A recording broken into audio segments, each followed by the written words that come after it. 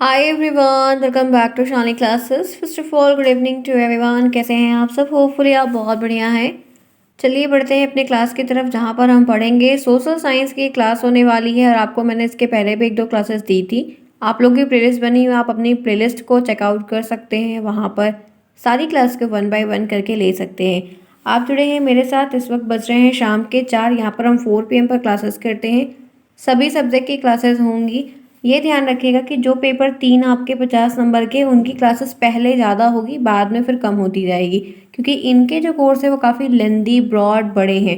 और हमें जो स्कोरिंग गेन करनी है, 90% के टारगेट को जो अचीव करना है, वो इन्हीं सब्जेक्ट में अच्छा स्कोर करके करना होगा। तो उसके लिए ध्यान रखिएगा। आप इस वक्त जुड़े हैं मेरे साथ। मैं हूँ शानी। सभी का स्वागत है शानी क्लासेस से। पहली बार बहुत सारे फ्रेंड्स यहाँ पर आए, प्लीज़ चैनल को सब्सक्राइब कर लीजिए। सब्सक्राइब के बटन को ऑल पर जब ऑन करें, नोटिफिकेशन को ऑल करिएगा, ताकि आपको हर क्लास का नोटिफिकेशन तुरंत मिले। और आप सभी टेलीग्राम को ज्वाइन करिए। वहाँ पर आपको हर क्लास का लिंक पहले दिया था, 5 से 10 मिनट पहले दिया ज़रूर जाता है, ताकि आपकी कोई भी क्लास मिस ना हो और आपको ईजिली हर एक क्लास 1 बाय 1 करके मिले। सभी बच्चों के साथ में आइए। काफ़ी सारे बच्चे आ रहे हैं। और मैं उस दिन लाइव आई थी, तो आप लोगों के लिए काफ़ी सारी चीज़ों को मैंने नोट डाउन किया था। मेरे पास काफ़ी बच्चों का नाम इनरोल हो रहा है। तो एक लिस्ट फॉर्म हो रही है, जल्द से जल्द उसमें इनरोल होइए और प्रॉपर तरीके से क्लास को अटेंड करना शुरू करिए। ये है सोशल साइंस की क्लास, जो कि 50 नंबर के ये पेपर हैं। और काफ़ी चीज़ें हमें इन्हें देखने को मिलने वाली है। तो तैयार हैं आज की इस क्लास के लिए? चलिए आइए जानते हैं कि क्या चीज़ें हैं। आप सभी को हर एक चीज़ समझ में आएगी जब आप शुरू की श्रृंखला से, स्टार्टिंग से 1 बाय 1 करके सारे स्टेप को फॉलो करेंगे। आज हम जो पढ़ेंगे वो है भारतीय पुरातात्विक स्रोतों का वर्णन करिए। बहुत सारे ऐसे पुरातात्विक स्रोत हैं, रिसोर्स हैं, कंटेंट हैं, जहाँ से हम चीज़ों को पढ़ते हैं, जानते हैं, समझते हैं। उनके बारे में जो इन्फॉर्मेशन है वो कलेक्ट करते हैं। तो इनके बारे में आपको ये ध्यान रखना है। ये कहा जाता है कि इतिहास के अध्ययन के लिए हमें बहुत सारे डिफरेंट डिफरेंट सोर्स की, प्रूफ की ज़रूरत होती है। हम जो इतनी सारी इन्फॉर्मेशन को अपने पास रखे हैं, या इतनी सारी बातें जो जानते हैं, वो सिर्फ उन्हीं बेसिस पे जानते हैं जो हमारे पास प्रूफ्स हैं, जो हमारे पास बुक्स है, जो बहुत सारे लोगों ने खोजा है, बताया है, एविडेंस दिया है, उनके बेसिस पे उनकी बात पे बिलीव करते हैं। तो बहुत सारे डिफरेंट डिफरेंट सोर्स होते हैं, जिनके ऊपर हम एनालिसिस करके उन चीज़ों को जब समझते हैं, तो चीज़ें काफ़ी ईजी हो जाती है। तो उन स्रोतों में से एक स्रोत होता है, एक रिसोर्स होता है, जिसको हम पुरातात्विक स्रोत कहते हैं। पुरातात्विक स्रोत में से मुख्य रूप में से कौन से तो आते हैं, तो वो अभिलेख और स्मारक आते हैं। मुद्राएं होती हैं, बहुत सारी मुद्राएं बनी हुई थी। उनको हम जब देखते हैं तो उनमें कुछ चीज़ें छपी होती हैं, उनके बेसिस पे हम एक एजम्पशन को लगाते हैं। कलाकृतियाँ हैं, बहुत सारी मूर्तियाँ वगैरह बनाई गई हैं, ठीक है, उनको हम देखते हैं। मिट्टी के बहुत सारे बर्तन वगैरह जब खुदाई हुई, वो प्राप्त हुए हैं। तो पुरातात्विक स्रोत साहित्यिक स्रोत की तुलना में बहुत ही विश्वसनीय और प्रमाणिक स्रोत माने जाते हैं। क्योंकि पुरातात्विक स्रोत ऐसे स्रोत होते हैं जो एक्चुअल में समान दिखते हैं, ठीक है।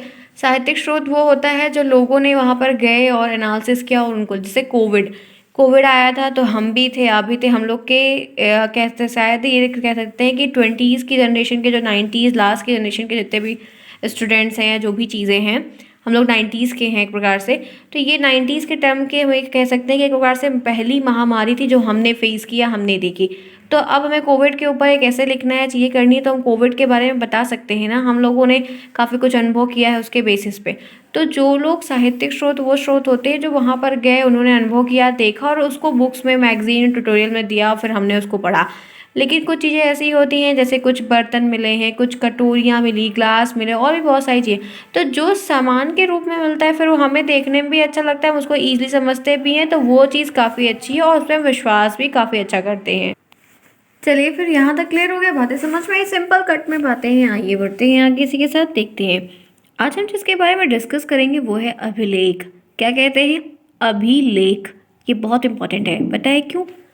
इनसे हमें एमसीक्यूज भी बनते हैं, वेरी शॉर्ट भी बनते हैं, शॉर्ट भी बनते हैं। ये क्वेश्चंस के टाइप हैं जो कि आपके पेपर में आते हैं, आपको तैयार करने होंगे। जैसे सबसे पहला क्वेश्चन पूछा जाता है इस टॉपिक से कि अभिलेख क्या होता है, आप अभिलेख से क्या समझते हैं, अपने शब्द में बताइए, वर्णन करिए। कई सारी चीज़ें, ऐसे छोटे छोटे प्रश्न आपको बहुत बार पूछे जाते हैं।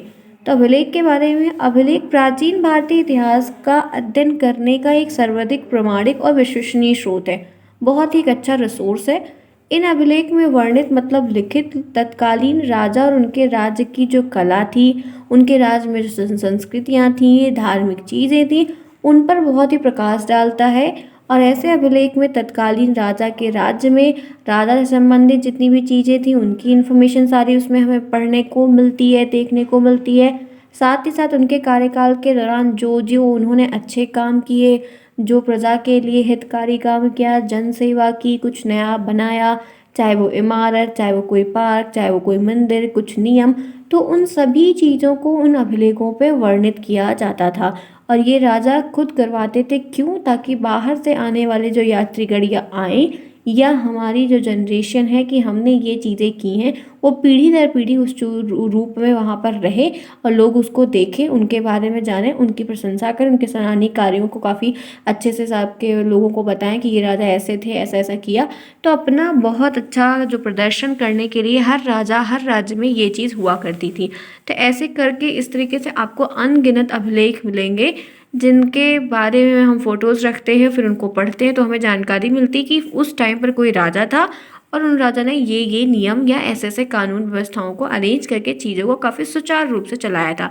तो अभिलेख एक ऐसे सोर्स है जो हमें ढेर सारी इन्फॉर्मेशन उस राजा के बारे में और समय के बारे में दिया करते हैं। आगे देखिए, इसके अलावा इन अभिलेखों में उनके राज्य का जो विस्तार है कि कहाँ से कहाँ तक की बाउंड्रीज है, कितना कितना फैल रहे हैं, तत्कालीन जो उनके यहाँ समाज में व्यवस्था है, वर्ग का जो डिवाइडेशन है वो कैसा है, राजनीति कैसी चल रही है उनके यहाँ, पॉलिटिकल गेम कैसा रोलिंग वहाँ पर है, धार्मिक विश्वास लोगों का किस तरफ ज़्यादा है, लोगों को कैसे कैसी बातें, कैसे माइंड सेट के लोग हैं, सारी बातें उसमें मेन चीज़ें लिखी रहती थी। और मुख्य रूप से शिलाओं में, बहुत सारे स्तंभ में, बड़े बड़े पत्थरों के पिलर में, ताम्रपत्र पे, स्तूप पे, मंदिर की दीवारों पर, ये सब कुछ वहाँ पर वर्णित लिखा रहता था। शिलालेखों के ऊपर लिखे गए लेख को हम जो शिलाओं के ऊपर लिखे गए लेख होते हैं उनको हम शिलालेख कहते हैं। और इसी प्रकार से आप देखेंगे तो बहुत सारे ऐसे स्थान हैं जिन पे हर जगह पे ऐसे ही नामकरण की चीज़ें भी आपको देखने को मिली हैं। जो राजा में जनरेशन वाली चीज़ें चली आ रही थी, वंशावली, वो भी लिखी रहती थी। तो सबका समय, सबका डेट, सब कुछ एक चीज़ वहाँ पर अपडेटेड रहती थी, तो पढ़ने में काफ़ी ईजी पड़ता था। तो अभिलेखों के प्रकार में अगर हम बात करते हैं तो ताम्र लेख होता है, भोजपत्र लेख होता है, मूर्ति लेख होता है, इस तरीके से और भी लेख होते हैं जहाँ पर हम इन चीज़ों को पढ़ते हैं तो हमें उस एक पर्टिकुलर राज्य के बारे में, एक पर्टिकुलर समय के बारे में पूरी जानकारी A to Z हो जाती है कि क्या था और कैसे था। ठीक है, यहाँ तक बात समझ में आई कि ये चीज़ें क्या थी। इनसे प्रश्न आपको आएंगे और आपको इसमें से 2 से 3 लाइन, 3 से 4 लाइन इतनी ही प्रिपेयर करके लेनी है। आगे बढ़िए, कुछ इस तरीके से आप देख सकते हैं, ये उस समय का है, मूर्ति वगैरह देखिए कैसे बनावट थी, काफ़ी बढ़िया इनकी कलाकृति है।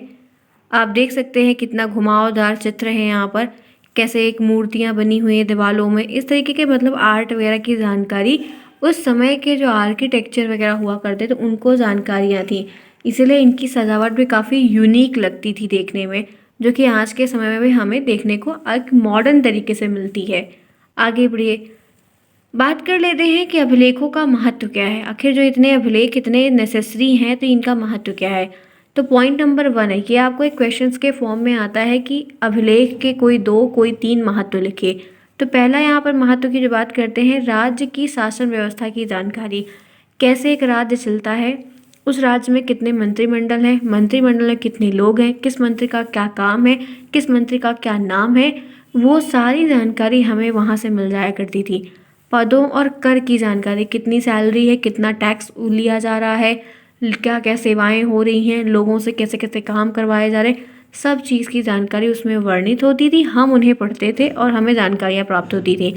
अभिलेखों के द्वारा तत्कालीन जो भारत की राजनीतिक चीज़ें चल रही थी, सामाजिक, आर्थिक, सबके बारे में उसे खूब डिटेल में जानकारियाँ होती थी। हम उन्हें एकत्रित करते थे और उनको बहुत अच्छे तरीके से समझते सुनते हुए आगे बढ़ते चलते थे, तो जो कि काफ़ी नेसेसरी था। तीसरा पॉइंट है कि इन अभिलेखों में राज्य की जो वंशावली थी उनकी भी जानकारी हमें होती थी कि अभी ये राजा आए, इन राजा के बाद ये वाले राजा आए, फिर ये राजा आए, फिर ये राजा आए, और सब राजा का जो टाइम था, सबका जो नाम था, सबने कुछ नया किया। क्योंकि जब किसी के दादा पिता कुछ अच्छा काम करते हैं तो ये होता है कि मेरे दादाजी ने ये चीज़ बनवाई थी तो मुझे ये चीज़ और बनवानी है या मुझे ये चीज़ कंप्लीट करनी है। तो इस तरीके से आपको काफ़ी हेल्प मिलती थी और 1 बाय 1 करके हम हर चीज़ को देखते चलते थे, समझते चलते थे, आगे बढ़ते चलते थे। ठीक है, बात समझ में आई, एकदम सिंपल एंड वेरी इजी। तो यहाँ तक तो क्लियर हो गया है कॉन्सेप्ट। उम्मीद है कि आप लोगों को भी अगर ये चीज़ आती है कि अभिलेख क्या होता है, अभिलेख से आप क्या समझते हैं, अभिलेख का अभिप्राय क्या है, अभिलेख का महत्व बताइए। तो इस तरीके से आपको 2 से 3 लाइन अपनी कॉपी में लिखनी होगी, जो कि क्लियर कट में आपसे पूछी जाएगी। आगे बढ़ते हैं, चलते हैं। ये देखिए, आप देखिए इसमें कुछ लिखा हुआ है, ये पत्थर है एक प्रकार का पत्थर है, कोई साइज़ नहीं है, कोई आकार नहीं है, कोई भी साइज़ नहीं है, कोई भी आकार नहीं, कोई शेप नहीं, कुछ नहीं है। लेकिन इनके ऊपर देखिए ये कुछ लिखा हुआ दिख रहा है ना, ये उस समय की लिपियाँ थी, जो हम लोग इसको ट्रांसलेट करके पढ़ते हैं। वहाँ से उठा के लाई गई है, आधी टूटी है, आधी नहीं मिल रही है, जोड़ के पढ़ने का प्रयास किया गया। तो ऐसे डिफरेंट चीज़ें आपको देखने को मिलती हैं। और जब इसको मतलब ट्रांसलेट किया गया तो उसके बारे में हमको फिर ये चीज़ पढ़ के बताएगी कि ये कोई राजा था और ऐसी-ऐसी चीज़ें हुआ करती थी। तो आपको ये चित्र मैंने एक सिंपल दिखा दिया, और दिखाइए, मैं आपको और दिखाती हूँ तो आपको और अच्छा। ये देखिए, देख रहे हैं, ये देखिए दीवार बनी है, प्लस्तर नहीं है दीवार, देखिए। उसके बाद देखिए एक पत्थर है और उस पत्थर पे ये अलग-अलग बातें लिखी हुई हैं। तो इस तरीके से बहुत सारी चीज़ें हैं जो अलग-अलग लोग बनाते थे, करते थे। और ये देखिए उसमें चहमान शासकों के बारे में, हर्षनाथ मंदिर सीकर का है ये, वहाँ के डिटेल, वहाँ की चीज़ें ऐसे ही वर्णित है। तो ऐसे उस समय भी हुआ करता था। ये फिलहाल हिंदी में लिखा है, देवनागरी लिपि में, जो हम पढ़ पा रहे हैं। लेकिन सेम डिक्टो ऐसे हर उस समय भी जब राजा बनाया करते थे, और राजा अपने बारे में ऐसी ही सेम चीज़ें लिखते थे, फिर हमें उन्हें पढ़ के जानकारियाँ मिलती थी। आगे बढ़िए, अब बात कर लेते हैं अभिलेखों के प्रकार। इनके प्रकार भी बहुत सारे हैं। तो सबसे पहला प्रकार जो होता है जिनमें हमें जानकारी मिलती है, उसको कहते हैं व्यापारिक या व्यवहारिक अभिलेख। इसमें क्या होता है कि प्राचीन भारत में मुद्राएं अभिलेखांकित होती थी और वे व्यापारिक और व्यवहारिक कार्यों के लिए उपयोग होती। जो मुद्राएं होती थी, मुद्राएं बाद में बनी। पहले तो सामान का लेन देन होता था कि आप मुझे चीनी देंगे तो हम आपको गुड़ देंगे, आप हमें गुड़ देंगे तो हम आपको दाल देंगे। ये क्रय विनिमय का जो सामान की अदला बदली, वैसे से काम चलता था। लेकिन जैसे जैसे समय बढ़ा, आगे हम बढ़ते गए, फिर मुद्राएं बनी। मुद्राओं का काम व्यावसायिक तरीके से ही होता था, मतलब व्यापार करने के लिए, मतलब बिजनेस करने के लिए, पैसे कमाने के लिए। तो इस तरीके से हम उनको अपने व्यवहारिक रूप से यूज़ करते थे। तो एक प्रकार के अभिलेख में ये भी शामिल होता है, क्योंकि उससे जानकारी मिलती, क्योंकि उसमें राजा का चित्र बना रहता था और वो टाइम लिखा रहता था। कुछ अगर नई चीज़ तो सिक्के के पीछे छपी रहती थी। तो एक स्रोत के रूप में हम जानते हैं, जहाँ पे हमें जानकारियाँ कलेक्ट हो जाती थी आसानी से। दूसरा है समर्पण। ये यहाँ पर आपको डॉट लिखा हुआ, ये एक पॉइंट ये है। दूसरा है समर्पण तथा चढ़ाव संबंधी। जब किसी प्रकार की संपत्ति या किसी धार्मिक स्थान को समर्पित किया जाए, कोई जगह है या आप उस जगह पर कुछ दे रहे हो, दान कर रहे हो या कुछ समर्पण कर रहे हो, तो ऐसे भी बहुत सारे अभिलेख मिले हुए हैं कि जैसे कोई स्थान आपने कोई मंदिर के नाम पे बनाया, तो लिखा रहता है फला व्यक्ति, फला राजा, फला समय। तो वो आपने एक स्थान था जो कि आपका व्यक्तिगत स्थान था, और आपने उसको सार्वजनिक करके उसे मंदिर बनवाया। तो जन लोगों की सेवा करने के लिए एक अच्छा काम किया, भगवान के प्रकार से प्रकार का दान किया। तो इस तरीके का भी चढ़ावा संबंधी कोई चीज़ है या किसी ने किया है। ऐसे मंदिरों में, बड़े बड़े मंदिर में जाओ तो बड़े बड़े लोग चंदा देते हैं कि नहीं। कोई घड़ी लगवा देगा, तो कोई घंटा बनवा देगा, कोई एसी लगवा देगा, कोई टाइल्स लगवा देगा, कोई फूल लगवा देगा। ऐसा होता है कि नहीं, बड़े बड़े मंदिरों में जो होते हैं, हर ज़िले में होते हैं, हर राज्य में होते हैं। सिद्धिविनायक का कितना चढ़ावा चढ़ता है, आप देखते हो। सोमनाथ टेम्पल में कितना चढ़ावा चलता है। साउथ में के मंदिरों में बहुत चढ़ावा चलता है। बालाजी के मंदिर में बहुत चढ़ावा चढ़ता है। तो लोग चढ़ाते हैं, अपनी आस्था श्रद्धा चढ़ाते हैं। तो वो चीज़ ऐसा डेडिकेट हुए, कोई कुछ बड़ा बनवा दे, तो उस तरीके से। तो राजा लोग जब कुछ ऐसा करते थे तो वो चीज़ वर्णित करते थे। एक था प्रशासकीय अभिलेख। वो अभिलेख होता है जिसमें कानून, नियम, राज्य का पूरा लेखा जोखा, कैसे क्या करना है, कोषों के प्रकार कैसे होते, कैसे विवरण करते, कैसे सैलरी बढ़ रही है, कैसे क्या हो रहा है, उनके यहाँ कैसे सिक्के सैलरी दी जाती थी, सारी चीज़ें उसमें लिखी होती थी। फिर उनको पढ़ा गया तो उनके बारे में जानकारियाँ हमको मिल गई। और आगे बढ़ते हैं, तो ये 3 हो गया। चौथा है प्रशस्ति। राजाओं और शासकों के बीच में जो उनकी विजय थी, उनकी विक्ट्री, रिजल्ट कार्ड था, रिपोर्ट कार्ड थे प्रकार से, कि कौन राजा आया, कौन राजा जीता, किसने क्या काम किया, कितने राज्यों को जीता, अगर बाउंड्री यहाँ तक थी तो यहाँ तक कौन बनाया, क्या क्या किया, क्या जनता किसके साथ में थी। ऐसी बहुत सारी चीज़ें, उनकी विक्ट्री की चीज़ें थी, जीतने वाली चीज़ें थी, उनका भी एक लेखा जोखा होता था और ये सारी बात उसमें लिखी रहती थी। तो ये यहाँ पर मैंने आपको अभिलेखों के प्रकार से बताया, ये चीज़ें होती थी। और स्मारक होते थे। स्मारक में कई प्रकार की प्राचीन घटनाओं का, व्यक्तियों का, कृतियों का स्मारक के रूप में अभिलेख पाए गए थे, जो क्योंकि बहुत सारे अभिलेख को तो बचाना संभव नहीं हुआ, बहुत सारे टूट गए, खराब हो गए, बिखर गए, क्षय हो गया उनका, लेकिन कुछ बचे रह गए, तो वो सारी चीज़ें देखने को मिली। साहित्यिक में आते हैं। इसमें क्या होता है कि धार्मिक ग्रंथ है एक प्रकार से, जिसमें काव्य, नाटक, ऐसी किंवदंतियाँ लिखी हैं, मुहावरे लिखे हैं, जहाँ पर हम इनको पढ़ते हैं तो उससे रिलेट कर पाते हैं। तो ये सारी चीज़ें हैं जो आपको ध्यान में रखनी होगी।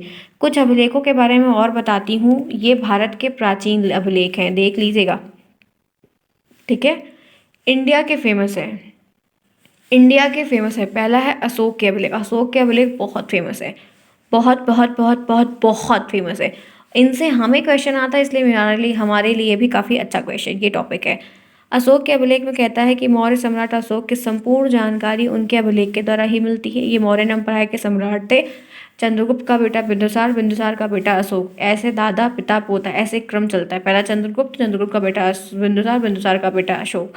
तो कहते हैं कि मौर्य सम्राट के संपूर्ण जानकारी मिलती है अभिलेखों के द्वारा। ऐसा माना जाता है कि अशोक के अभिलेख की प्रेरणा जो है ईरान के शासक डेरिस से मिलती है। और अभी तक अशोक के 40 से अधिक अभिलेख जो हैं वो डिफरेंट डिफरेंट जगह पर भारत में घूम घूम के पाए गए हैं, जहाँ पर हमें ढेर सारी इन्फॉर्मेशन मिलती है और हम उससे इन्फॉर्मेशन को ले लेते हैं। दूसरा है हाथी गुम्फा अभिलेख। ये भी अभिलेख भारत का बहुत फेमस अभिलेख है। यह उड़ीसा के शासक खारवेल का अभिलेख है। उड़ीसा के साइड का ये लेख है, जिसमें शासन की जो घटना थी उनका पूरा डिटेल में वर्णन करके वहाँ पर बताया गया था। तीसरा है गिरनार का अभिलेख, जिसको हम जूनागढ़ का शिलालेख भी कहते हैं। यह उज्जैन के शासक रुद्रदमन का अभिलेख है। इसमें उनके विजय, उनकी व्यक्तित्व, उनकी कीर्ति का पूरा वर्णन किया गया है। उनकी कृतियाँ क्या थी, उनका व्यक्तित्व क्या था, पर्सनालिटी क्या थी, वो क्या क्या अच्छा किए, तो उनके बारे में हर चीज़ डिटेल में दी गई। तो ये गिरनार का अभिलेख किस राजा के बारे में है, ये क्वेश्चन बन जाएगा मल्टीपल चॉइस। 15 बहुविकल्पी प्रश्न आपको आएंगे, ध्यान रखिएगा। तो हंती गुफा का अभिलेख किसके बारे में, तो उड़ीसा के शासक के बारे में। तो ये भी चीज़ें आपको जो है राजा का नाम, कभी राजा के नाम से उस अभिलेख का नाम ये पूछ लेता है, तो आपको ध्यान रखना होगा। मल्टीपल चॉइस क्वेश्चन घुमा घुमा के कभी वो ऐसे रिवर्सिबल करके पूछता है। उसके बाद नासिक अभिलेख है। इस अभिलेख में रचना गौतमी बलश्री यानी गौतमी पुत्र शरणीकर्ता की माता के द्वारा की गई है, जिसमें गौतमी पुत्र की शातकर्णी की विजय की घटनाओं का वर्णन किया गया है। तो ये थोड़ा सा आपको ध्यान रखना होगा। 4 पॉइंट मैंने आपको क्लियर बता दिए कि ये चीज़ें ऐसी हैं।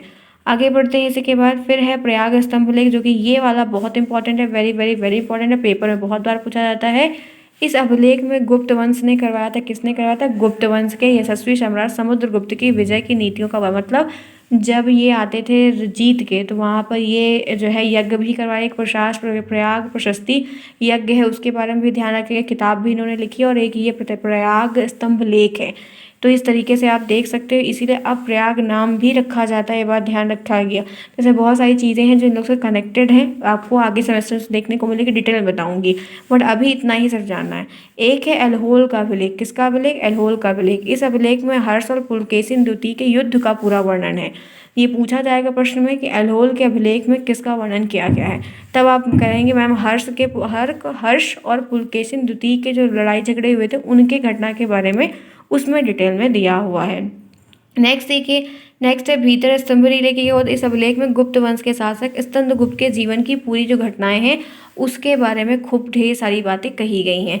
8वां जो क्वेश्चन है वो है गरुड़ स्तंभ लेख। इसमें गैर सरकारी अभिलेख है, जिसमें राजदूत के बारे में और बहुत सारी चीज़ें हैं उनके बारे में, मध्य भागवत धर्म के बारे में बहुत सारी चीज़ें बताई गई। सारे अभिलेख तो नहीं इंपॉर्टेंट है, बट आप नाम कम से कम सुन लो कि हाँ हमने नाम तो सुना है एटलीस्ट। आगे बढ़ते हैं। बोगजकोई का अभिलेख है, यह विश्व का सबसे पुराना अभिलेख है, जिसमें वैदिक देवी देवताओं के नाम का उल्लेख है। ये पेपर में आता है कि बोगजकोई उल्लेख क्या है, इसमें किसका वर्णन किया गया है। नानाघाट का शिलालेख यहाँ पर है। नानाघाट के शिलालेख में सातवाहन साम्राज्य के बारे में ढेर सारी जानकारी है, और ये शिलालेख नागनिका द्वारा जारी किया गया था। तो मतलब देखिए, वो जानकारी कभी किसी की होती है, मतलब किसी के बारे में होती है, उसको बनवाता कोई और है। तो इस तरीके से चीज़ें हुआ करती थी। तो आज की जो पूरी क्लास थी वो अभिलेख पे ही चर्चा हुई, और हमने अभिलेख के संबंधित सारी चीज़ों को बहुत डिटेल में देखा कि अभिलेख के बारे में क्या बातें कही जा रही हैं। यहाँ तक क्लियर हुआ फ्रेंड्स? आपकी 20 मिनट की क्लास हो गई यहाँ पर पूरी, और आज की भी क्लास हम करेंगे ओवर। हम ऐसे सारे सब्जेक्ट पढ़ लेंगे इजी वे में डेली करके। तो आप लोग 4 PM पर अपनी क्लास को अटेंड करने के लिए आइए। आज सोशल साइंस की पूरी क्लास अभिलेख के ऊपर थी। कल आपको स्मारक और भी जो चीज़ें उनके बारे में बताऊंगी। कल भी आपकी SST की क्लास होगी, और जहाँ पर हम ये टॉपिक को कवर कर लेंगे। फिर आगे करके नेक्स्ट डे पे हर 2 दिन पे दूसरे सब्जेक्ट, एक दिन मतलब एक सब्जेक्ट 2 दिन करके चलते हैं। 2 दिन मैथ, 2 दिन हिंदी, 2 दिन साइंस, 2 दिन ये, 2 दिन वो। तो इस तरीके से सारे सब्जेक्ट आपके कवर होते चलेंगे, और ईजिली वे में आपको सब कुछ समझ में आएगा। मिलते हैं नेक्स्ट में। Bye bye, take care, see you soon, best of luck.